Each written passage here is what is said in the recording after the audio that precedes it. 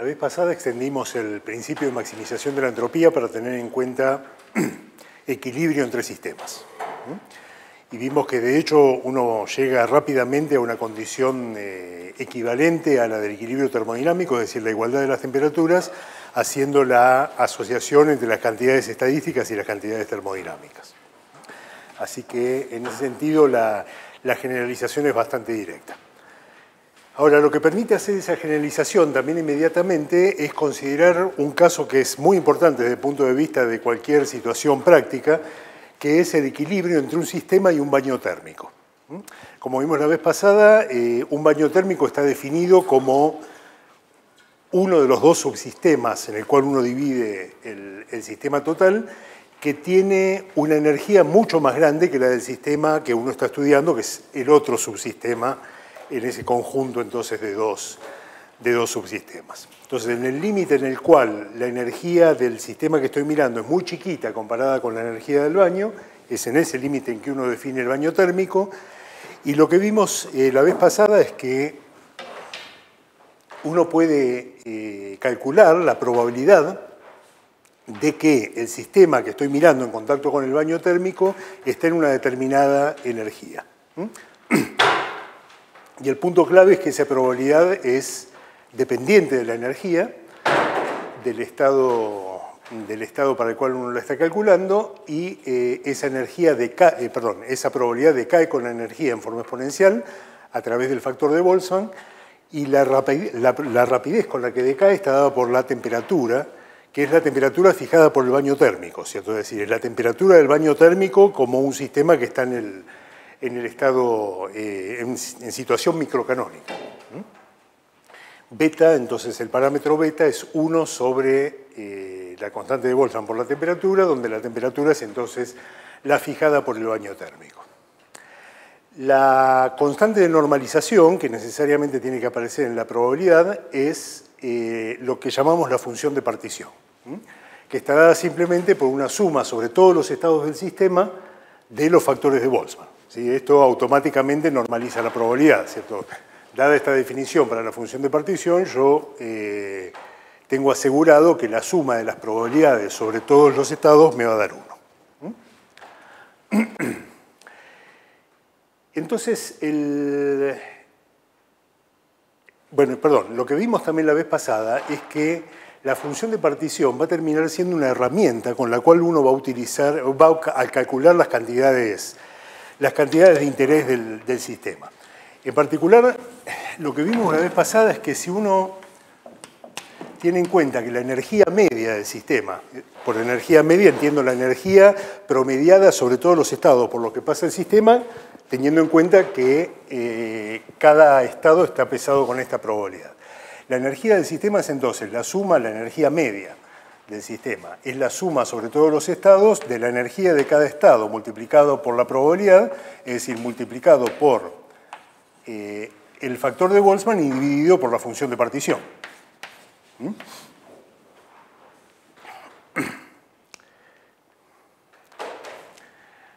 Y entonces, simplemente asociando, digamos, la cantidad esta, esencialmente, con una derivada de z respecto de beta, ¿sí? Que es lo que me hace justamente bajar la energía esta que tengo multiplicando acá, esto se puede terminar escribiendo como menos la derivada respecto de beta del logaritmo de z.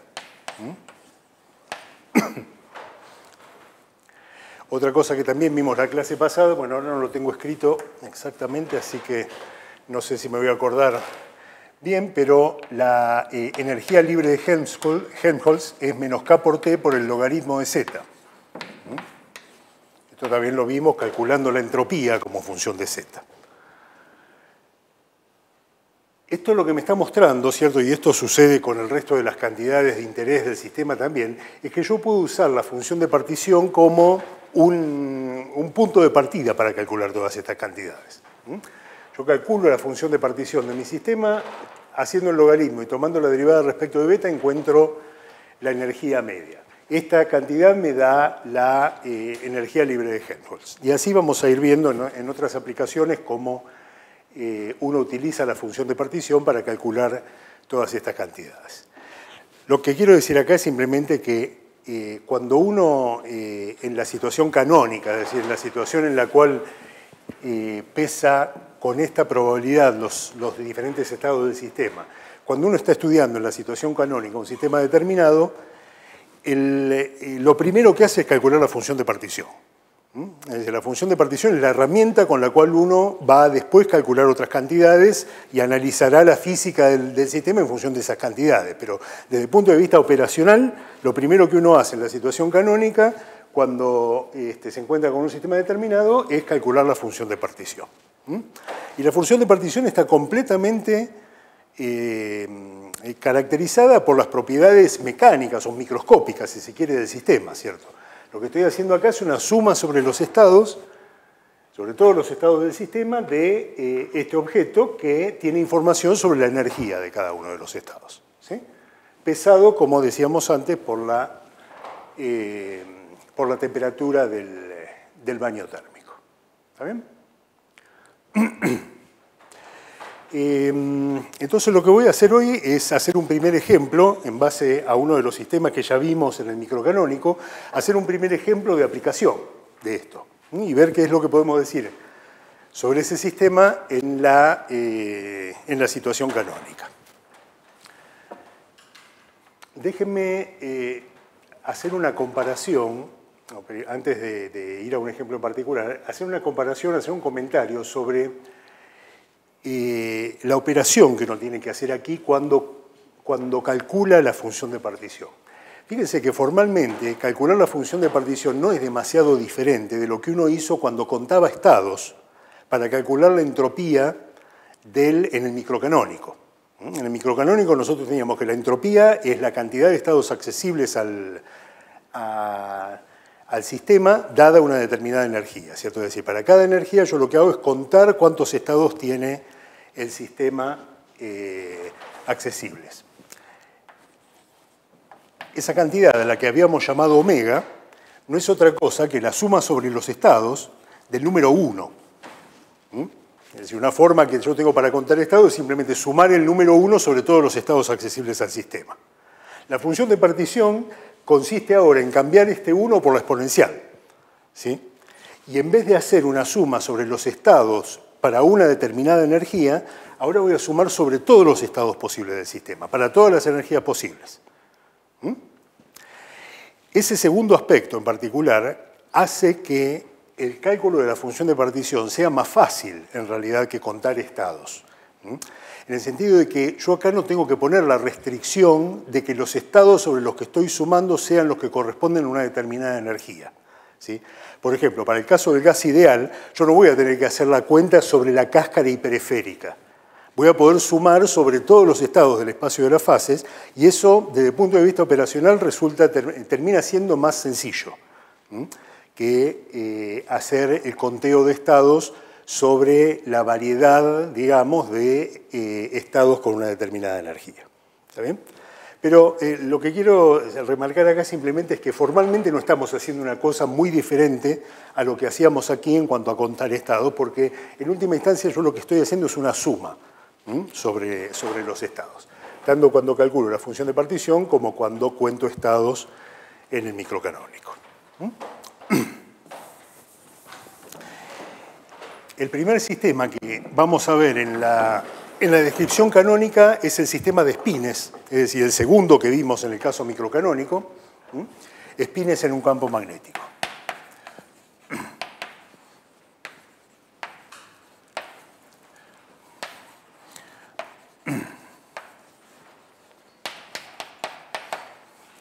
Ahora entonces en el canónico.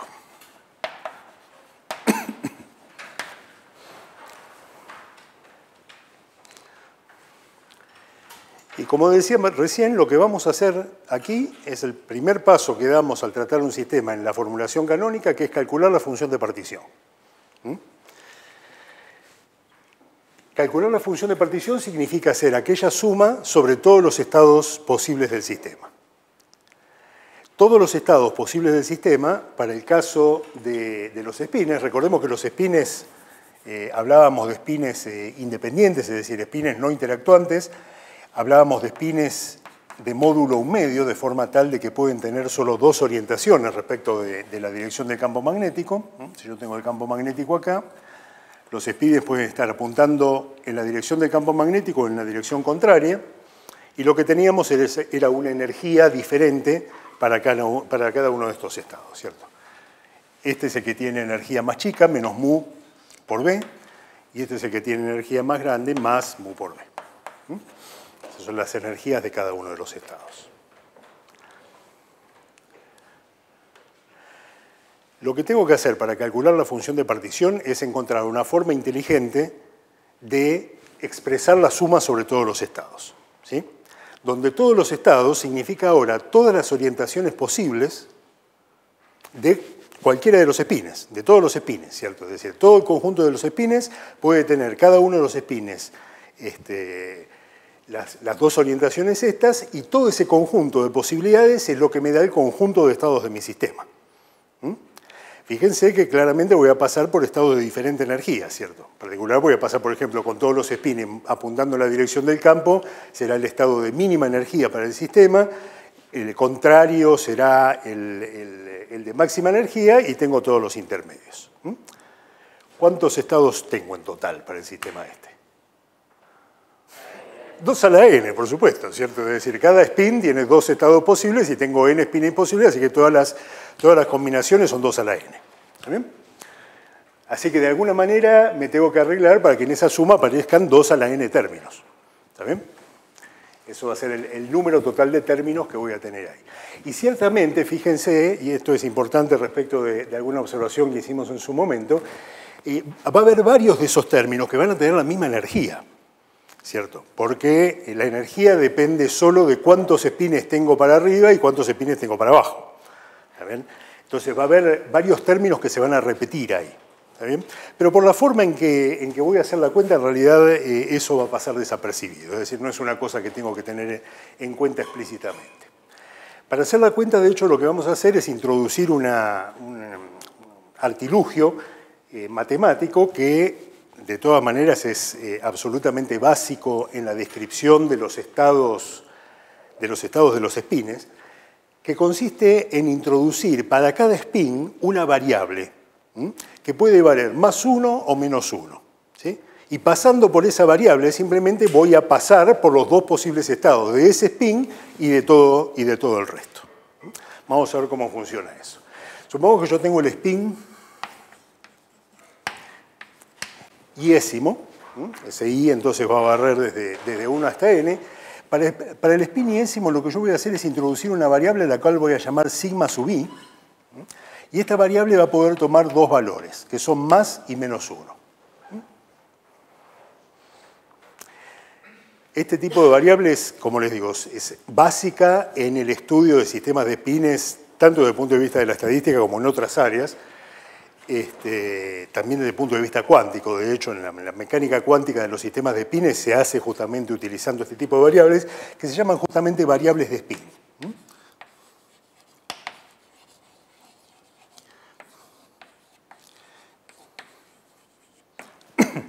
Y que aquí yo tomo como más y menos 1 simplemente porque tengo dos valores posibles para los espines, me conviene usar esta convención. Si tuviera espines con más valores, a lo mejor me convendría tomar, por ejemplo, -1, 0 y 1, o otro conjunto de valores apropiado para esto. Es medio arbitrario cuál es el valor que uno toma para la variable de spin, pero bueno, para el caso de espines un medio, esta es una elección característica. ¿Cuál es la energía que tiene este spin en presencia del campo magnético y en función de esa variable?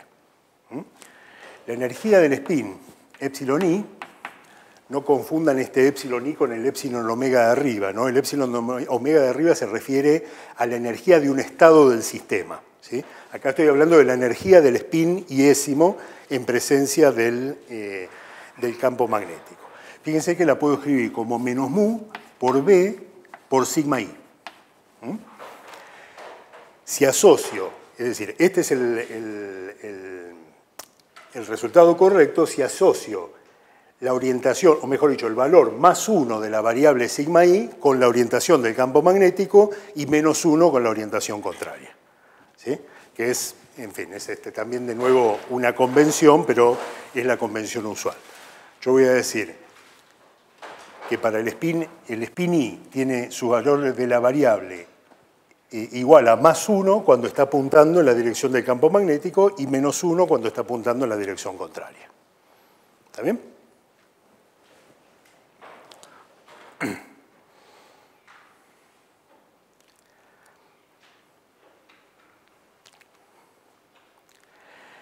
Cuando yo ahora considere el sistema de todos los spines, es decir, el sistema formado por todos los spines, la energía de un determinado estado, es decir, el epsilon omega que tengo en la función de partición, va a ser simplemente la suma de todos estos términos, ¿sí?, sobre todos los spines, donde el sigma i de cada spin va a corresponder a la orientación que tenga el spin en ese estado específico. ¿Está bien? Eso parece muy complicado porque parece que yo voy a tener que especificar para cada estado para dónde está orientado el spin. Pero eso se va a simplificar justamente, como vamos a ver ahora cuando hagamos la cuenta, por el hecho de que yo tengo que sumar sobre todos los estados, ¿sí? Entonces yo voy a tener que simplemente hacer una suma sobre todos los valores posibles para sigma i para todos los posibles spines, ¿sí? Pero acá el punto que quiero recalcar simplemente es que la energía de un determinado estado es la suma de estos valores para todos los spines, ¿sí? Simplemente porque como los spines no interactúan entre ellos, la energía total de mi sistema de spines es la suma de las contribuciones de cada uno de los spines.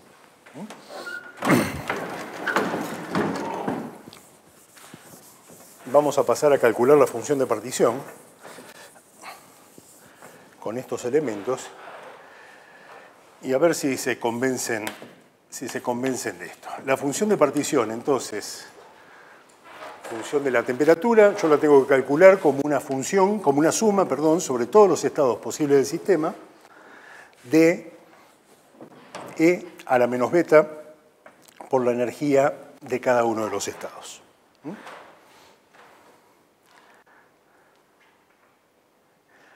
Y entonces yo lo que voy a decir es que esta suma sobre todos los estados la puedo simplemente reemplazar por una suma sobre todos los posibles valores que pueden tomar las variables sigma i para cada uno de los spines, o mejor dicho, para todo el conjunto de los spines. Es decir, la suma sobre estados es una suma sobre la variable sigma 1 en los valores menos 1 y más 1, una suma sobre sigma 2 entre menos 1 y más 1, y así sucesivamente hasta la suma para el spin enésimo de menos 1 a más 1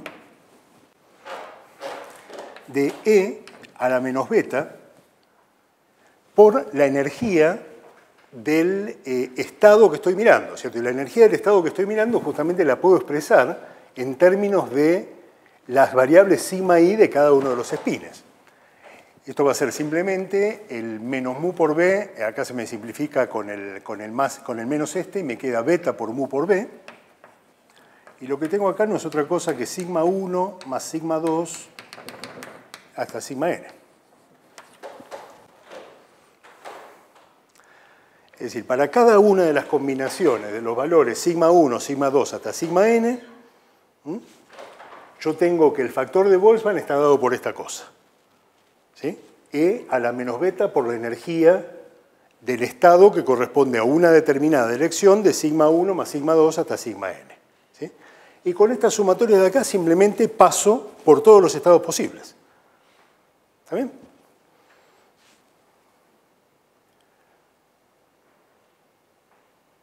La función de partición entonces es esta cosa.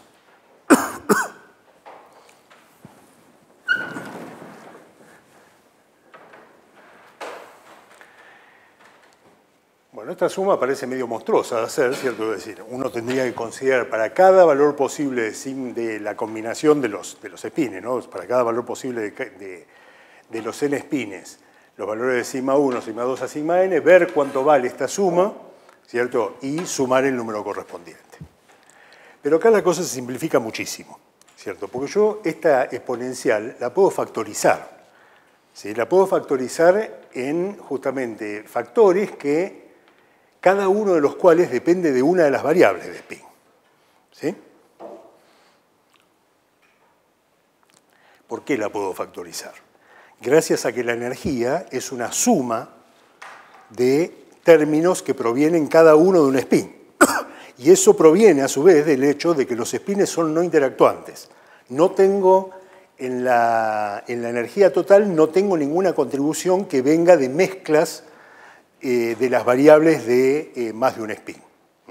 Esta factorización que vamos a hacer, que encontramos en el factor de Boltzmann, que se va a traducir además en una factorización de la función de partición, es característica justamente de un sistema formado por subsistemas no interactuantes. En nuestro caso tenemos un sistema de n partículas, de n spines, donde cada uno de los subsistemas está formado por un solo spin, ¿cierto? Que no interactúa con el resto. Así que tenemos en realidad una enorme factorización, una enorme simplificación desde el punto de vista del cálculo de la función de partición. Lo bueno que tiene que yo puedo separar esta exponencial en estos factorcitos, cada uno de los cuales depende de una sola variable, ¿sí? Es que cada uno de esos factores puede salir de las sumatorias como factor común, de las sumatorias estas, y a ese factor le tengo que aplicar solamente la sumatoria que corresponde a la variable que tiene. Por ejemplo, fíjense, acá yo estoy haciendo la sumatoria sobre sigma n desde -1 hasta 1, ¿cierto? La sumatoria sobre estos dos valores de sigma n. Este factor de acá, por ejemplo, y en realidad todos los otros que no tengan al sigma n, salen como factores comunes de esa sumatoria que estoy haciendo sobre sigma n. ¿Sí? Y eso lo puedo hacer con cada uno de los factores y cada una de las sumatorias. El hecho es que esta sumatoria de acá termina pudiéndose escribir como la suma sobre sigma 1 de -1 hasta 1 de E a la beta mu por B por sigma 1. La sumatoria sobre sigma 2 -1 hasta 1 de E a la beta mu por B por sigma 2. Y así sucesivamente hasta hasta el último spin.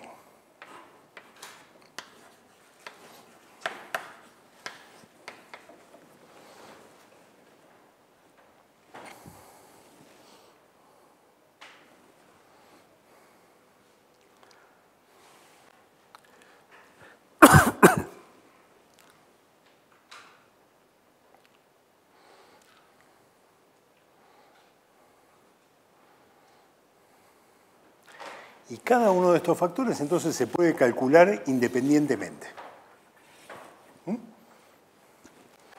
Pues son todos factores, ¿cierto?, que provinieron de sacar como factor común a los factores que no dependen de la variable sobre la cual estoy sumando en cada una de las sumatorias. Si hay alguien al que le queda la espina de que esto en realidad no está del todo bien, simplemente hay que hacer la cuenta explícitamente. ¿Sí? Usted hace la cuenta explícitamente escribiendo esto, por ejemplo, para 2 o 3 spines y ves que efectivamente la cosa se factoriza en términos o en factores que corresponden a cada uno de los spines, cada una de las sumatorias. ¿Hay un ejercicio de la práctica? Bueno, listo, ahí está. Hay un ejercicio de la práctica donde lo van a ver más explícitamente. Con pocos spines. No solo eso, ¿cierto? Sino que además, fíjense que todos estos factores son todos iguales, ¿cierto? Es decir, acá tengo una sumatoria hecha sobre sigma 1, acá tengo una sumatoria hecha sobre sigma 2 y acá tengo una sumatoria hecha sobre sigma n. Pero una vez que yo haya hecho la suma, estos numeritos me van a dar siempre lo mismo, ¿cierto? Porque van a dejar de depender del índice este que tiene el sigma. ¿Se dan cuenta de eso? Hagamos la cuenta para uno de ellos, por ejemplo, para el sigma 1. ¿Perdón? No, efectivamente. Efectivamente esto es medio un abuso de notación, si querés, pero esto es la sumatoria de cada uno de los sigmas sobre los dos valores, -1 y 1. ¿Está bien? Es decir, esta sumatoria de acá tiene dos términos y todas las otras también, efectivamente. Bueno, ¿cuánto vale esta suma de acá? Esta suma de acá entonces es directamente la suma de estos factores con sigma 1 variando entre menos 1 y 1, es decir, para esos dos valores. Es decir, son dos términos, el primero de los cuales es e a la menos beta mu por b, y el segundo es e a la beta mu por b. Este es el que corresponde a sigma 1 igual a menos 1, y este es el que corresponde a sigma 1 igual a 1. ¿Está bien?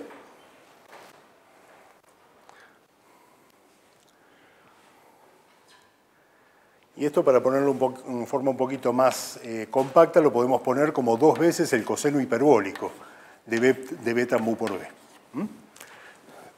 Porque eso, salvo el factor 2, es la expresión del coseno hiperbólico.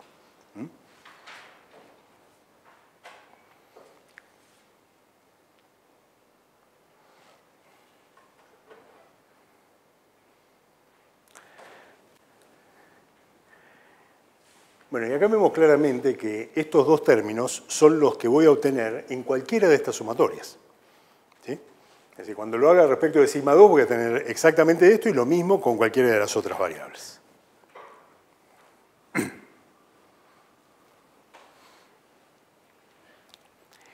Y esto lo que quiere decir simplemente es que la función de partición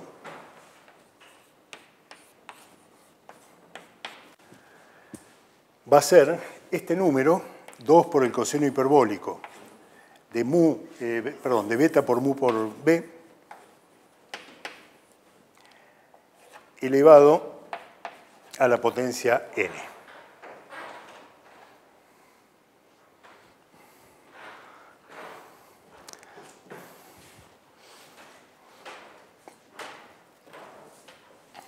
Esta es entonces nuestra primera función de partición del curso.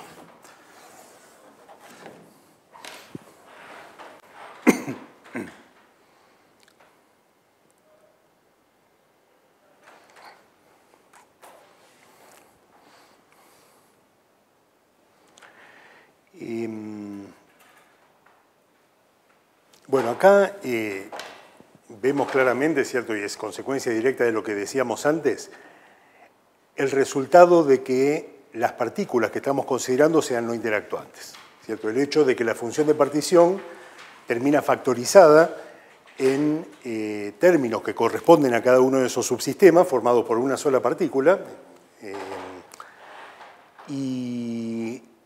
Además, todos estos términos son todos idénticos, ¿sí?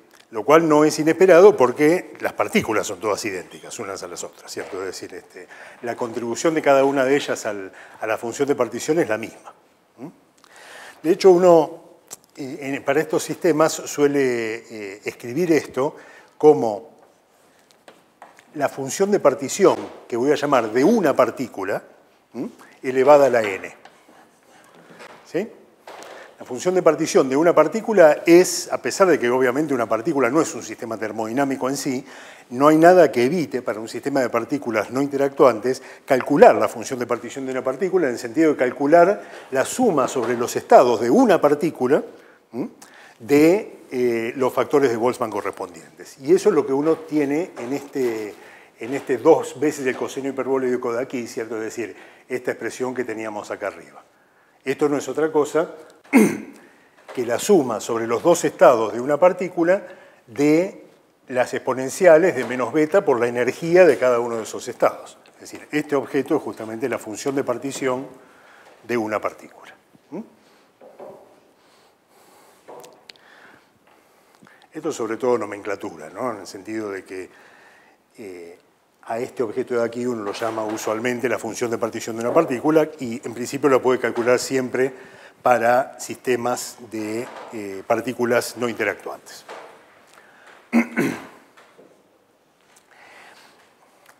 La otra cosa que podemos mencionar ahora, va a aparecer más explícitamente la vez que viene cuando hablemos del gas ideal en la formulación canónica, es el hecho de que en esta sumatoria de acá yo no tengo que descontar estados por el hecho de que las partículas sean indistinguibles. Cosa que sí habría que hacer en el caso de la cuenta, digamos, para el gas ideal, ¿cierto? Es decir, Si bien acá las partículas pueden considerarse indistinguibles en cuanto a sus propiedades intrínsecas, recordemos que en el sistema de espines estamos suponiendo que las partículas están localizadas en el espacio. Entonces, aún desde el punto de vista cuántico, son partículas distinguibles. Yo puedo decir cuál es la partícula que está en la posición 1, esta otra está en la posición 2 y así sucesivamente. Si yo tratara con partículas indistinguibles y tuviera que considerar la indistinguibilidad acá tendría que dividir esta sumatoria por un 1 sobre n factorial, exactamente igual que cuando contábamos estados, ¿cierto? Porque tendría que descontar los estados que difieren entre sí en el intercambio de partículas. Acá no tengo que hacerlo, simplemente lo adelanto porque va a aparecer en la clase que viene. Acá no tengo que hacerlo simplemente porque las partículas no son indistinguibles, es decir, son distinguibles por el hecho de que están localizadas en el espacio. Así que bueno, esta es la función de partición para mi sistema. Es la herramienta con la cual con la cual voy a calcular cantidades físicas del sistema que van a terminar siendo las cantidades termodinámicas. Empecemos calculando la energía de este sistema. Les recuerdo que, a pesar de que yo voy a calcular la energía como una operación matemática hecha sobre la función de partición, no estoy calculando otra cosa que el promedio de las energías de cada estado pesado por la probabilidad de cada estado, ¿cierto? Que es lo que vimos que era la energía media. Bueno, ¿y cómo calculábamos esto con la función de partición? Lo que tenemos que hacer es menos la derivada de la función de partición, perdón, del logaritmo de la función de partición respecto de z. Respecto de beta. ¿Sí?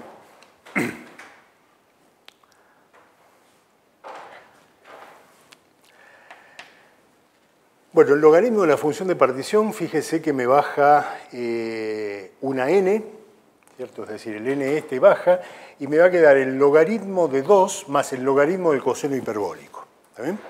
Como yo tengo que hacer derivadas respecto de beta, el logaritmo de 2 me puedo olvidar, ¿cierto? Es el logaritmo de 2 no va a cumplir ningún papel. Así que lo que me va a quedar es menos n por la derivada respecto de beta del logaritmo del coseno hiperbólico de beta mu por b. Eso es entonces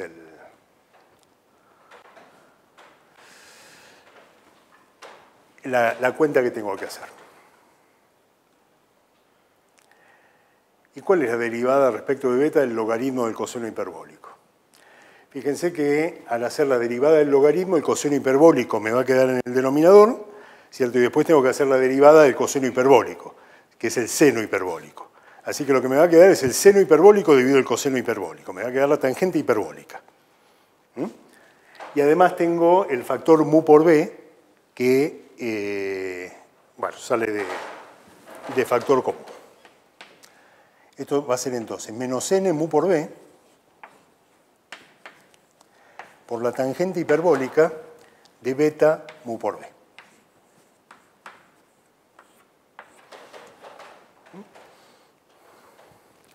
Este es el resultado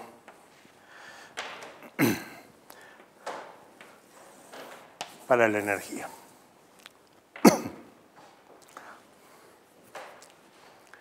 Fíjense que lo que obtengo acá es el valor de la energía como función de la temperatura. Es decir, este resultado me está diciendo cuál es la energía promedio de mi sistema, fijada la temperatura del baño térmico. ¿Sí?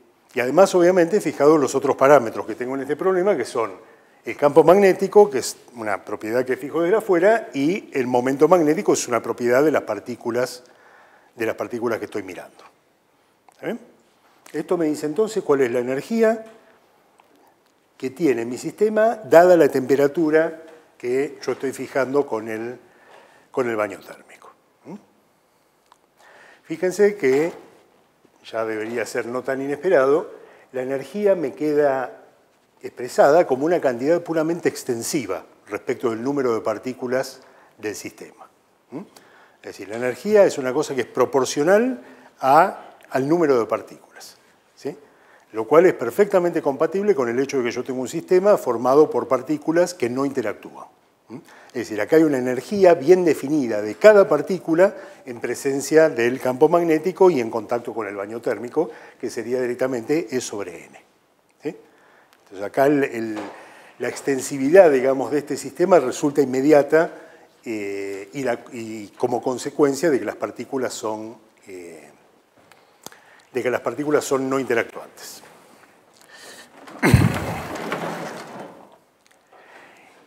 Cuando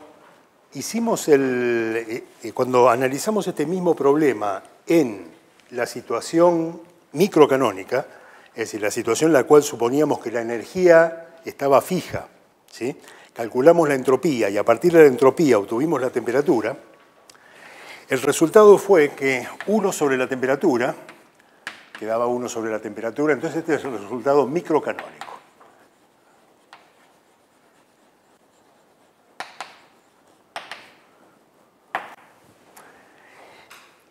La temperatura, que habíamos calculado como la derivada de la entropía de Shannon respecto de la energía, dejando el número de partículas constante, esa era la forma en que calculábamos la temperatura en el microcanónico, esto nos había dado K sobre 2 mu por B por el logaritmo de 1 menos C sobre mu por B por N sobre 1 más C sobre mu por B por N. Este era el resultado microcanónico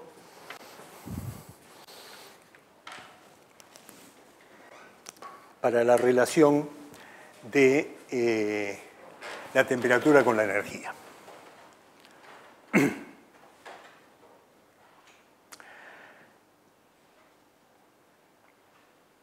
Parece difícil de creer,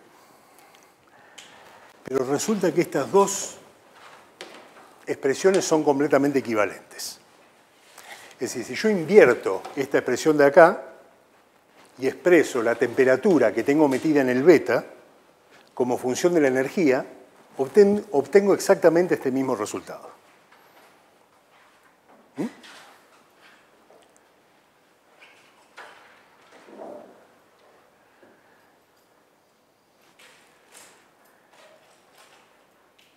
Eso proviene del hecho, desde el punto de vista matemático, de que la tangente hiperbólica yo la puedo poner como una combinación de exponenciales, ¿no?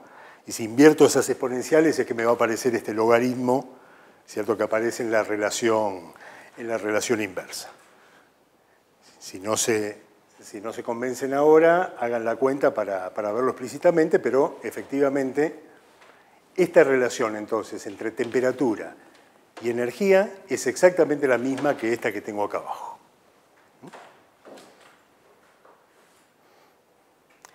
No tenemos, sin embargo, que confundir la situación física a la cual en principio uno se está refiriendo, ¿cierto?, con estos dos resultados. Este resultado canónico se refiere a la energía media como función de la temperatura fijada por el baño térmico, mientras que el resultado microcanónico es la relación entre la energía que está fijada para el sistema y la temperatura dada por la derivada de la entropía respecto de la energía, es decir, la temperatura como una medida de cómo varía la entropía cuando yo cambio la energía. ¿Está bien? Es decir, físicamente son dos situaciones diferentes, pero desde el punto de vista matemático me dan exactamente la misma relación entre energía y temperatura.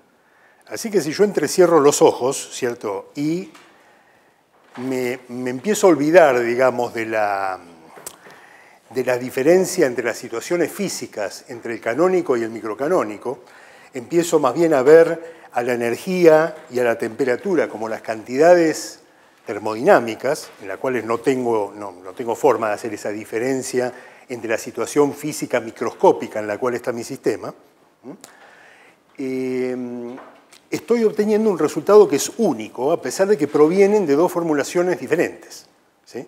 Es decir, desde el punto de vista de la termodinámica, de asociar estas cantidades con variables termodinámicas, yo obtengo el mismo resultado para la relación energía y temperatura en el ensamble canónico y en el ensamble microcanónico. Eso es un primer ejemplo, el primer ejemplo que vemos en el curso, pero vamos a pasar más de una vez por esta situación, de lo que se llama la equivalencia de ensambles. El hecho de que, si bien los ensambles describen situaciones físicamente diferentes, y no me estoy refiriendo solo al canónico y al microcanónico, sino en realidad a todos los ensambles que uno puede construir, como ya mencionamos hace algunas clases, todos los ensambles que puedo construir fijando diferentes condiciones en el momento de maximizar la entropía. Recordemos que el canónico y el microcanónico provienen justamente de la diferencia entre los dos, se puede atribuir al hecho ese, ¿cierto? Al hecho de que para el microcanónico lo único que uno fija para maximizar la entropía es la normalización de las probabilidades, mientras que para el canónico a la normalización de las probabilidades le agrega el hecho de que el promedio de las energías sobre los estados visitados por el sistema tiene que ser un número fijo.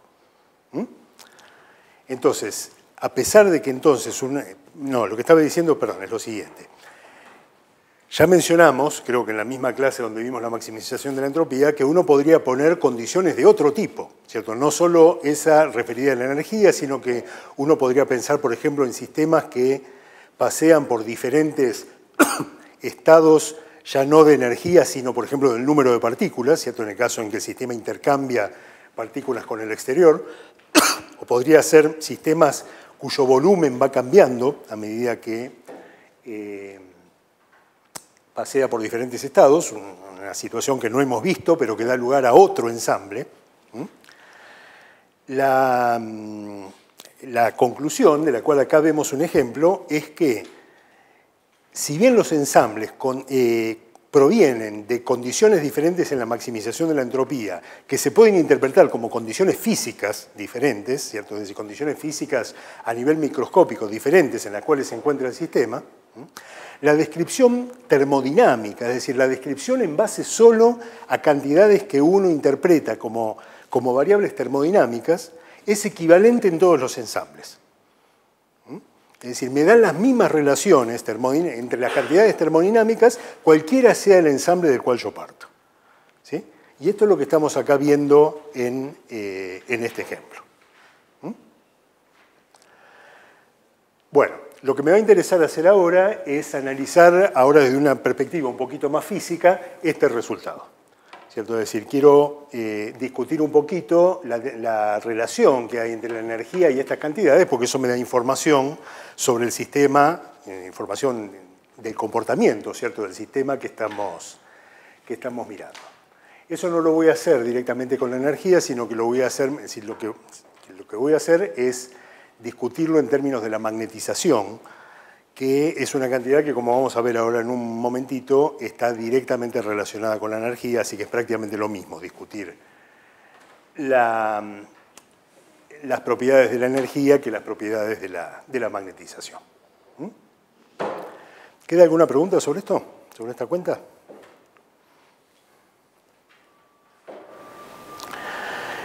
Más que nada, no llegué a escuchar bien o qué, pero si llegamos a las mismas relaciones mediante las dos formulaciones que vimos hasta la microcanónico, canónico, ¿qué diferencia tiene desde el punto de vista cualitativo hacer las cuentas en una u otra formulación para un mismo sistema? A ver, la pregunta es para la cámara, ¿cuál es la diferencia cualitativa, digamos, entre hacer las cuentas con una u otra formulación? Depende de qué entiendas por cualitativo, definitivamente, ¿no? Pero, digamos, desde el punto de vista de las conclusiones a las cuales uno va a llegar a nivel termodinámico, no hay diferencia, ¿sí? Lo que sí es rico desde el punto de vista, si querés, cualitativo, lo que sí es interesante desde el punto de vista cualitativo, es que vos tenés microscópicamente dos situaciones que físicamente son diferentes. ¿cierto? Y son diferentes de forma bastante drástica, si uno quiere, ¿cierto? En el sentido de que en un caso vos estás hablando de un sistema que está completamente aislado, un sistema que está, por lo menos desde el punto de vista clásico, sometido a obedecer las ecuaciones de Hamilton, ¿cierto? Mientras que en el otro caso estás hablando de un sistema que está intercambiando energía con el exterior, a través de un baño térmico, ¿sí? En ese sentido son dos situaciones cualitativamente claramente diferentes, desde el punto de vista microscópico, de la física microscópica, digamos, de estos sistemas, ¿sí? Lo notable es que la descripción termodinámica que resulta, pasando por el formalismo estadístico, la descripción termodinámica que resulta de ambas situaciones es la misma. Entonces, eso de alguna manera, digamos, explica por qué en la termodinámica yo no tengo que preocuparme por las propiedades microscópicas del sistema, ¿cierto? Es decir, yo tengo relaciones entre las variables termodinámicas que andás a ver de dónde salen en la termodinámica. Acá nosotros estamos viendo cómo obtener esas variables, ¿sí? Pero que no dependen de cuál sea la situación microscópica del sistema particular que estoy viendo en el sentido ¿cierto? En el sentido de que yo tengo diferentes situaciones microscópicas que me llevan al mismo resultado, a la misma situación termodinámica, a la misma descripción en términos de las variables termodinámicas. La clase que viene vamos a dar un argumento, que es un argumento parcial, pero ilustra razonablemente razonablemente cuál es el origen de la equivalencia de ensamble, ¿cierto? ¿Por qué en el límite termodinámico efectivamente diferentes descripciones me dan las mismas relaciones entre las variables termodinámicas? Hay una relación bastante, o mejor dicho, hay una razón bastante en cierta medida intuitiva, pero que uno puede demostrar analíticamente, por lo menos ya le digo parcialmente, para que efectivamente ocurra esa equivalencia. Y tiene que ver, ya se los adelanto, con el hecho de que cuando uno hace el límite termodinámico, es decir, cuando yo me fijo solamente en las variables termodinámicas, las fluctuaciones de la energía que tiene un sistema en situación canónica, es decir, un sistema que intercambia energía con el baño térmico, se vuelven despreciables respecto de la energía media que tiene el sistema. Es decir, las variaciones de energía que tiene el sistema por intercambiar energía con el baño térmico, en el límite termodinámico son cada vez más pequeñas comparadas con el valor medio de la energía. Y eso lo que implica, esencialmente, es que desde el punto de vista macroscópico, mi sistema, aun cuando está en contacto con el baño térmico, intercambiando energía con el baño térmico, se comporta como si su energía estuviera constante, ¿cierto? Entonces no puedo discernirlo con ninguna medida macroscópica, no puedo discernir ese estado de un estado en el cual la energía estaría completamente fija, ¿cierto? Que es el caso microcanónico, justamente.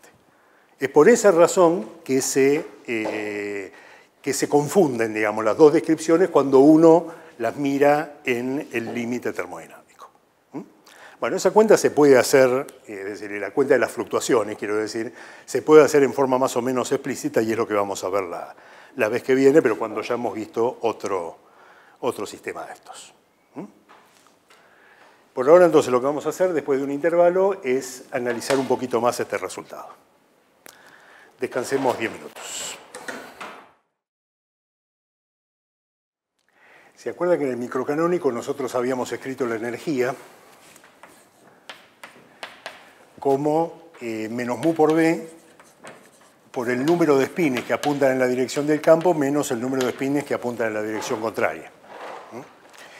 Esta relación en el canónico sigue siendo válida, ¿cierto? Solo que ahora tenemos que interpretar a n más como n menos, tanto a n más como n menos como valores medios, ¿cierto? Es decir, estos son, así como la energía es un valor medio, este sería el número de medio de partículas que uno tiene apuntando para arriba y este el número de partículas que uno tiene apuntando para abajo. Arriba y abajo, quiero decir, la dirección del campo magnético en la dirección contraria. ¿Está bien? los números medios esos, a pesar de que son justamente números medios, tienen que seguir satisfaciendo que n más n menos me tiene que dar n. ¿Sí? Es decir, eso, si bien cada uno de ellos puede fluctuar, ¿cierto? Por eso estoy hablando del número medio de ellos, la suma tiene que ser necesariamente n, porque yo no estoy permitiendo que el número total de partículas fluctúe en mi sistema. Así que ahí también hay una correspondencia, si hablamos de estos números, entre lo que uno tiene en el microcanónico y lo que uno tiene en el canónico, con la salvedad esta respecto de cómo hay que interpretar cada uno de estos números. Y estoy hablando de estos números n más y n menos porque los voy a utilizar ahora para definir la magnetización de este sistema. ¿Sí? La magnetización se puede definir de maneras levemente diferentes. Yo acá voy a usar la definición que se utiliza en la electrodinámica de los medios materiales, que es la cantidad de momento magnético por unidad de volumen. ¿Sí? Con lo cual voy a tener que introducir un volumen para mi sistema, pero bueno, no es dramático eso. Esa definición por unidad de volumen se puede poner o se puede sacar, ¿cierto? De hecho, en algunos contextos es conveniente, de hecho, no ponerla. Pero hagámoslo en términos de una medida de momento magnético por unidad de volumen. La magnetización es entonces, en un sistema determinado, cuánto momento magnético tengo en un volumen determinado, ¿cierto? Es decir, por unidad de volumen. Para este sistema es muy fácil calcular eso, porque lo que yo tengo que hacer es simplemente sumar los momentos magnéticos de las partículas que miran en una dirección con los momentos magnéticos de las partículas que miran en la otra dirección. ¿Sí? El momento magnético de las partículas que miran en la misma dirección que el campo magnético es simplemente mu por el número de partículas que tengo en esa dirección. Y el momento magnético de las partículas que miran en la dirección contraria al momento magnético sería menos mu por n menos. ¿Sí?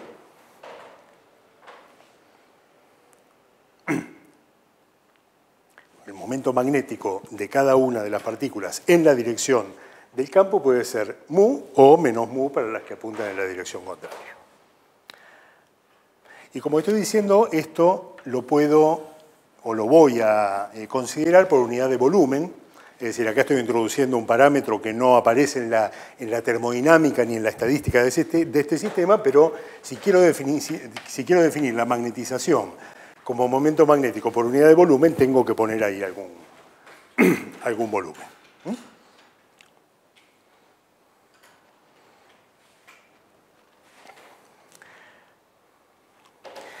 De nuevo, esta es una cantidad que tengo que entender en términos de una cantidad promedio, ¿cierto? Es decir, un valor medio.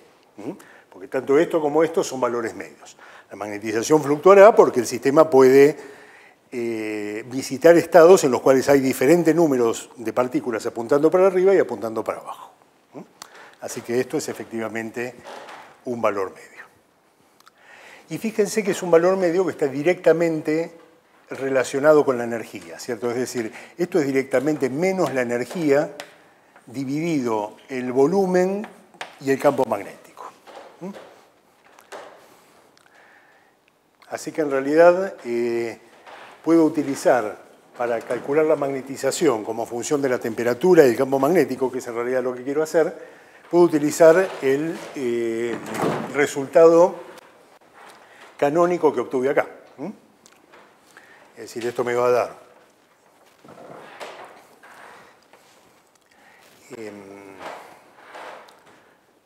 está bien, ¿no?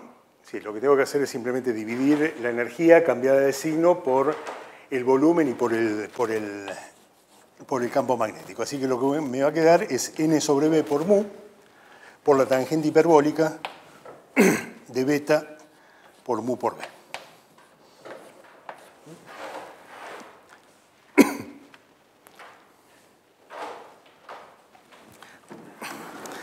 Así que este es el resultado canónico para la magnetización.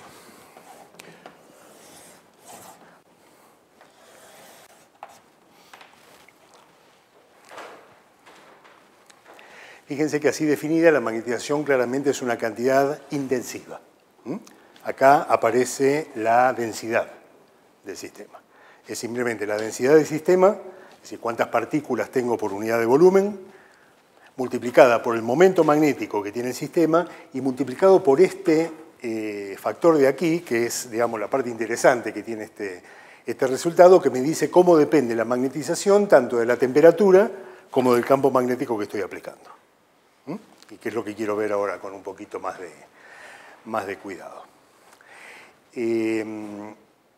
Ya les digo, esta magnetización así definida es una cantidad intensiva y claramente el resultado me queda como una cantidad intensiva. Yo podría definir, como decía antes, la magnetización sin dividir por el volumen, es decir, la magnetización total del sistema, no por unidad de volumen, y eso me daría claramente una cantidad extensiva ahora, ¿cierto?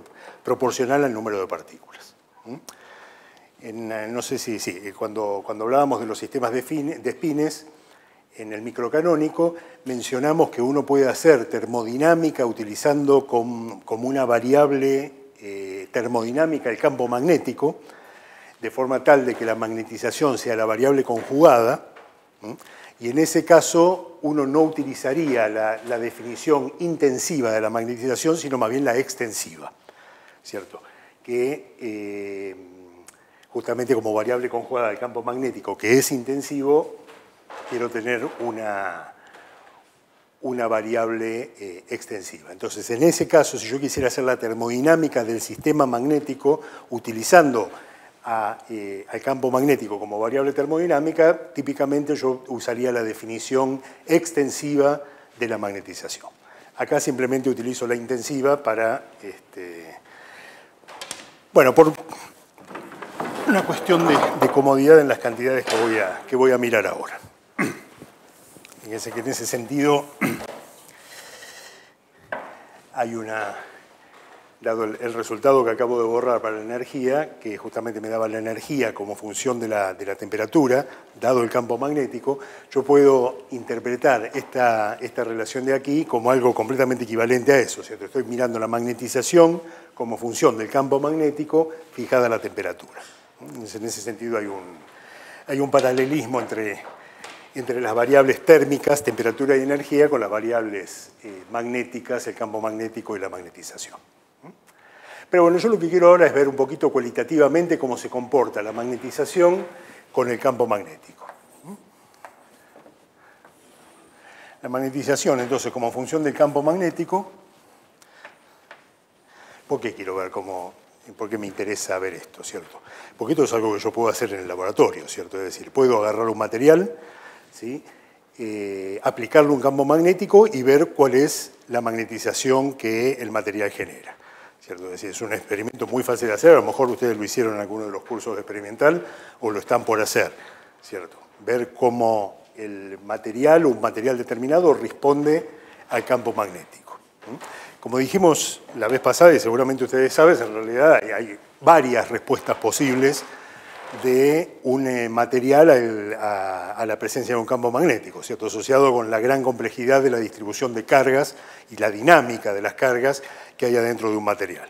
Así que en realidad hay muchas formas en las cuales un material puede responder a un campo magnético. Y típicamente están mezcladas en un determinado material. Esto me está describiendo un tipo determinado de respuesta del material al campo magnético, que bueno, ahora vamos a tratar de describir un poco. ¿Cuánto vale la magnetización cuando el campo magnético es cero? Cero, efectivamente, es cierto. La tangente hiperbólica de cero me da cero, cualquiera sea la temperatura que tengo. Este es un material, entonces, el material que yo estoy describiendo con este modelo, de hecho ahora podemos pensar en el sistema que estamos viendo como un modelo para un material determinado. El modelo predice que para este material no va a haber magnetización cuando el campo magnético es igual a cero. Cosa que, como ya sabemos, no pasa para todos los materiales. Algunos materiales satisfacen eso efectivamente, otros no. ¿Qué material, por ejemplo, no satisface que la magnetización...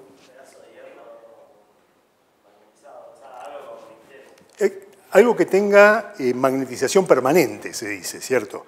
Es decir, un material que justamente cuando no tengo campo magnético externo, de todas maneras tiene un momento magnético. Una cosa es un imán, esencialmente, ¿no? Los materiales esos tienen efectivamente la propiedad de tener momento magnético con campo magnético cero. Son los materiales que generalmente llamamos ferromagnéticos. Este claramente entonces no es un material ferromagnético. Lo que sí podemos decir inmediatamente en esa dirección es que para el modelo que estamos describiendo acá, la magnetización tiene siempre el mismo signo que el campo magnético. La magnetización esta es positiva cuando el campo magnético es positivo y negativa cuando el campo magnético es negativo, por una propiedad de imparidad de la tangente hiperbólica. ¿Sí? Entonces, para campos magnéticos positivos, que va a ser lo único que voy a dibujar acá, la magnetización es positiva. ¿Qué tipo de materiales son los que tienen magnetización del mismo signo que el campo magnético que estoy aplicando? Los paramagnéticos, efectivamente. Es decir, a priori lo que estoy haciendo entonces con este sistema es describir con este modelo, ¿cierto? Estoy entonces proponiendo un modelo para un tipo de material que se comporta como uno tiene definido a los materiales paramagnéticos.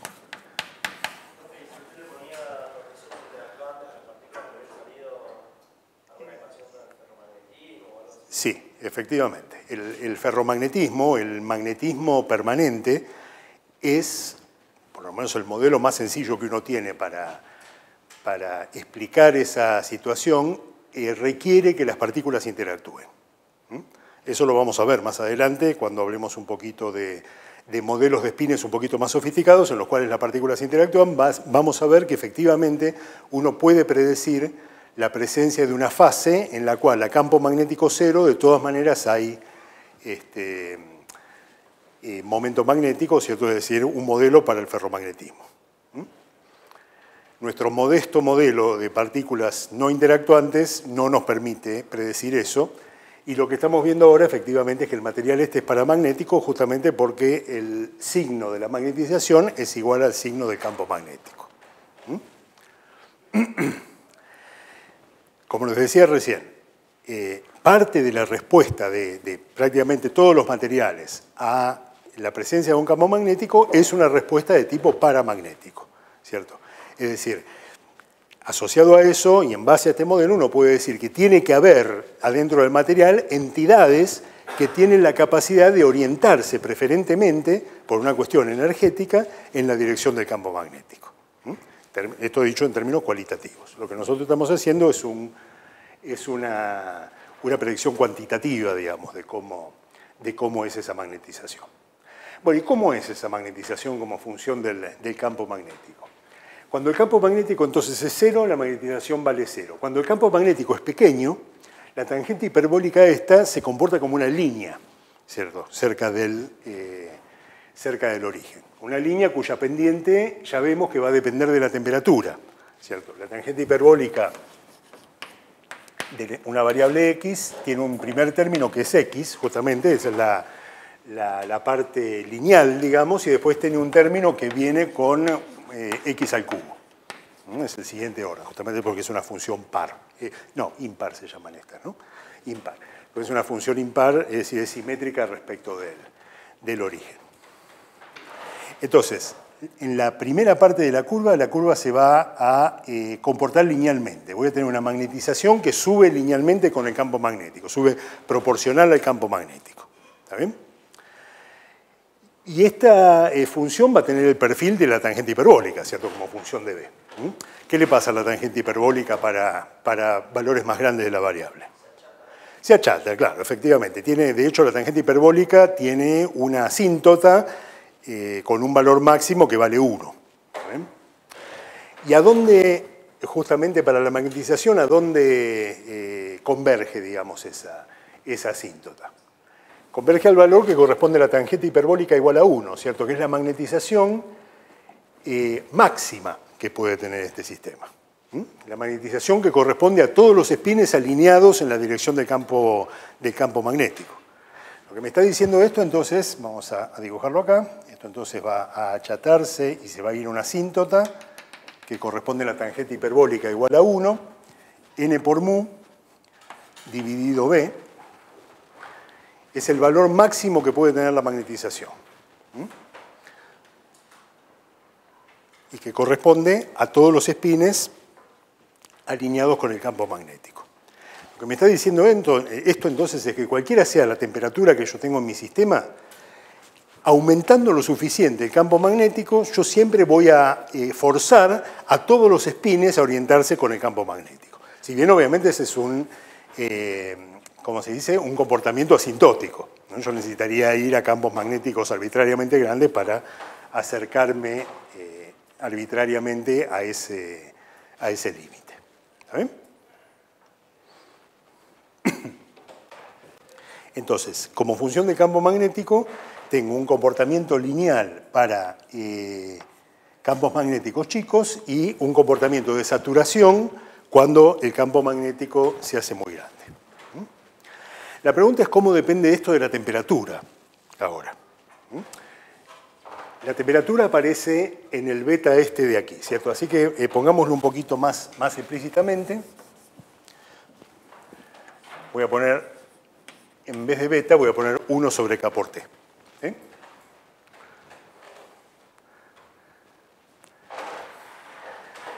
Como decía antes, salvo por este factor n mu sobre b, la pendiente que voy a tener acá va a estar dada por justamente el factor que acompaña el campo magnético adentro de la tangente hiperbólica.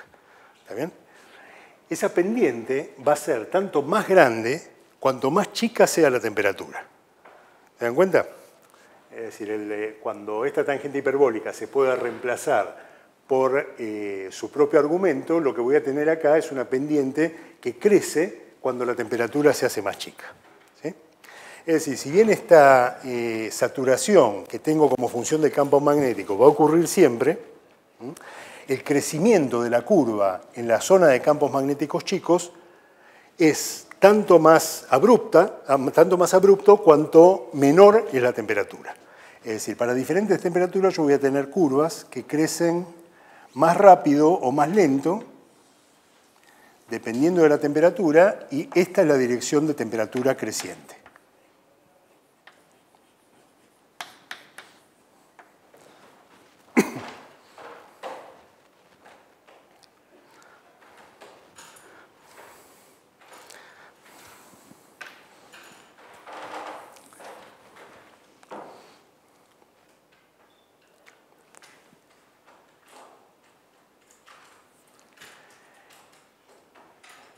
Lo que me dice este resultado entonces es que, fíjense que hay una especie de competencia entre lo que son los efectos de tipo térmico y el efecto del campo magnético, en el sentido de que cuanto más grande es la temperatura, más me cuesta alinear a los espines con el campo magnético para un dado valor de campo magnético. Es decir, me tengo que ir a campos magnéticos cada vez más grandes a medida que la temperatura aumenta, para lograr un determinado valor de la magnetización.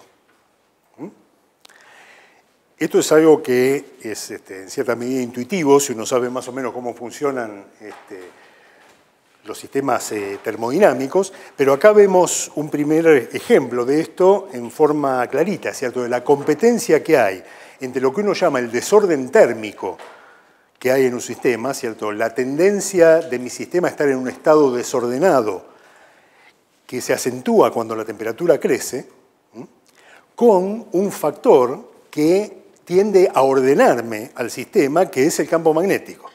El campo magnético justamente a lo que tiende es a romper el desorden, si se quiere decir así, o se opone al desorden, tendiéndome a alinearme desde un punto de vista energético a las partículas en la dirección a los espines en la dirección del campo.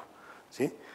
Mientras que desde el punto de vista puramente de los efectos térmicos, y eso está asociado a la maximización de la entropía, si yo no tengo esos efectos de ordenamiento como el que produce el campo magnético acá, yo lo que tengo es mi sistema librado a la situación más desordenada posible, ¿cierto?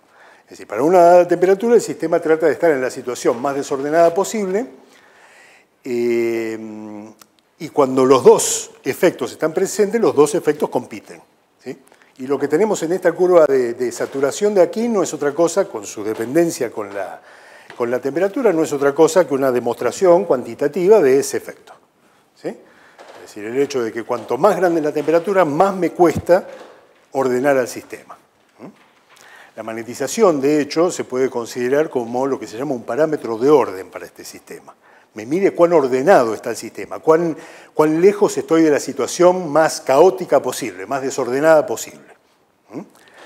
Entonces, la magnetización mide el ordenamiento del sistema, por eso lo llamo un parámetro de orden, mientras que en esta forma de ver las cosas, el campo magnético es lo que uno llama un parámetro de control, ¿cierto? Es decir, es una variable que yo puedo manejar en el laboratorio, tengo una perilla para cambiar el campo magnético, ¿sí? Y lo que me está mostrando esto es cómo depende el parámetro de orden del parámetro de control, magnetización versus campo magnético, con una curva que depende de la temperatura. Yo podría hacer algo equivalente, no lo vamos a hacer, si quieren háganlo ustedes, viendo cómo la magnetización depende de la temperatura, en vez de depende del campo magnético. Es decir, para un campo magnético determinado, cómo la magnetización varía con la temperatura. ¿Cómo varía la temperatura con la magnetización para un campo magnético determinado?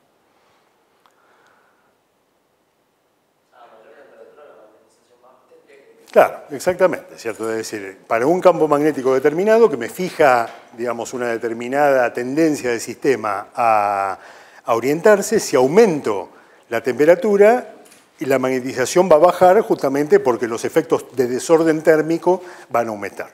El parámetro de orden entonces baja. La pendiente que tiene la magnetización a campos bajos tiene un nombre. ¿Quién lo sabe? ¿Cómo se llama? La derivada de la magnetización respecto del campo magnético a campos bajos, en el límite en realidad de B igual a 0. Es la susceptibilidad magnética, efectivamente. ¿Cierto? Y por supuesto en nuestro modelo la podemos calcular explícitamente. Entonces la susceptibilidad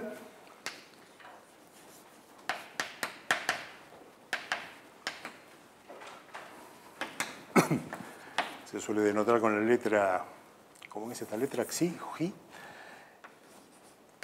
Es la derivada de la magnetización respecto del campo magnético. Con todas las otras cantidades constantes, pero no es necesario que indiquemos esto. No, lo que quería poner acá en realidad es que esto se define de esta manera en el límite de campo cero. Es decir, para nosotros es la pendiente que tienen las curvas estas en esta zona de aquí.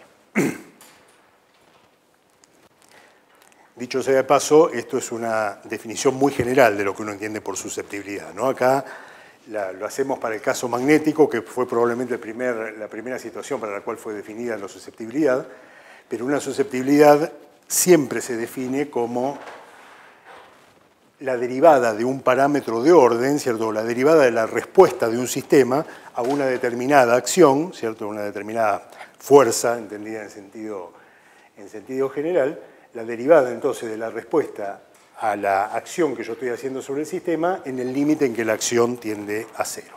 Eso es la definición general de lo que es una susceptibilidad. Y esta es la susceptibilidad magnética, es decir, el momento magnético o la magnetización respecto del campo magnético. Bueno, y acá es muy fácil de calcular esto, es decir, no tenemos que pasar por calcular la tangente hiperbólica porque es simplemente la pendiente que tenemos en el origen y que puedo calcular directamente utilizando esta aproximación para la tangente hiperbólica. Es decir, simplemente es el factor por el que queda multiplicado el campo magnético cuando yo aproximo la tangente hiperbólica por la identidad. Así que lo que me va a quedar es n sobre b, que lo voy a poner directamente como n minúscula, la densidad del número de partículas, ¿cierto?, en mi sistema, el número de partículas dividido el volumen, por mu cuadrado sobre kT.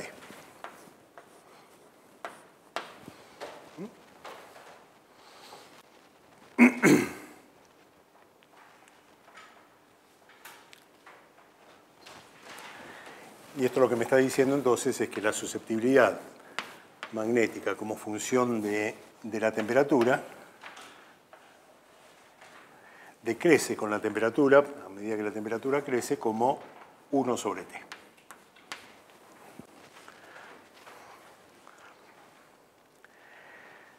Este resultado, es decir, la dependencia inversa de la susceptibilidad con la temperatura, es lo que se llama la ley de Curie.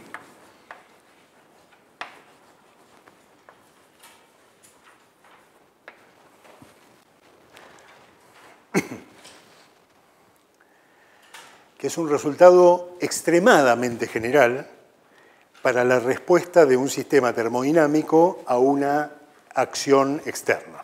En este caso estamos hablando del sistema magnético, pero en realidad vale en un montón de situaciones, lo cual de hecho está relacionado con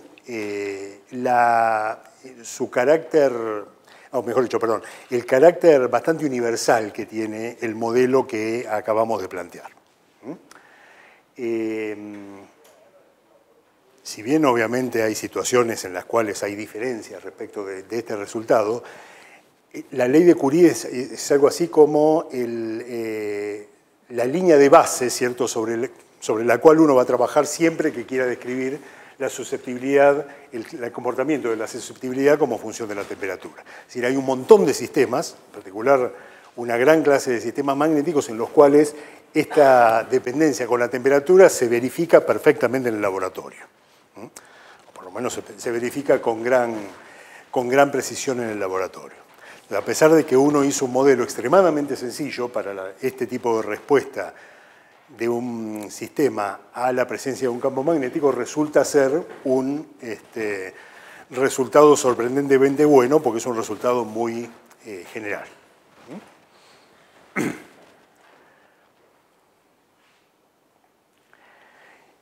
Hablando de los sistemas ferromagnéticos, es decir, de los sistemas que para temperaturas suficientemente bajas, aún en ausencia de campo magnético, tienen magnetización, es decir, tienen magnetización permanente, lo que vamos a ver es que vale una ley que se parece a esta, pero donde la divergencia esta de la susceptibilidad como función de la temperatura no ocurre para temperatura cero, como es el caso de este sistema, sino que ocurre justamente para la temperatura donde ocurre la transición entre un estado paramagnético y un estado ferromagnético, es decir, el estado que tiene magnetización permanente. Pero bueno, por lo demás acá tenemos entonces un modelo muy sencillo para el comportamiento de un material magnético, o por lo menos para parte de la respuesta de un material a la presencia de un campo magnético, que resulta dar resulta ser, mejor dicho, una predicción respecto de una cantidad que uno puede medir en el laboratorio, como es la susceptibilidad como función de la temperatura, que termina siendo notablemente realista. Bueno, lo que vamos a hacer la clase que viene es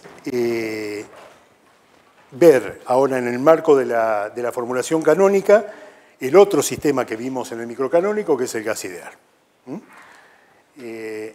Vamos a volver a encontrar, ya adelantamos, la equivalencia de ensambles, en el sentido de que de nuevo vamos a obtener las relaciones entre las variables termodinámicas, las mismas que obtuvimos en el microcanónico, las vamos a obtener en el canónico.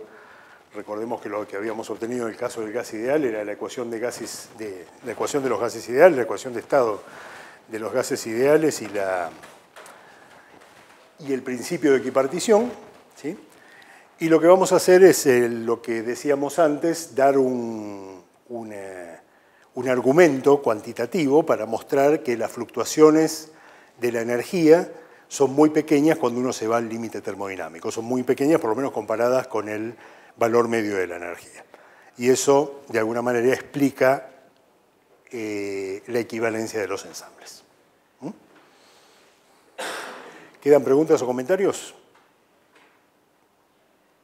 Bueno, paramos acá entonces.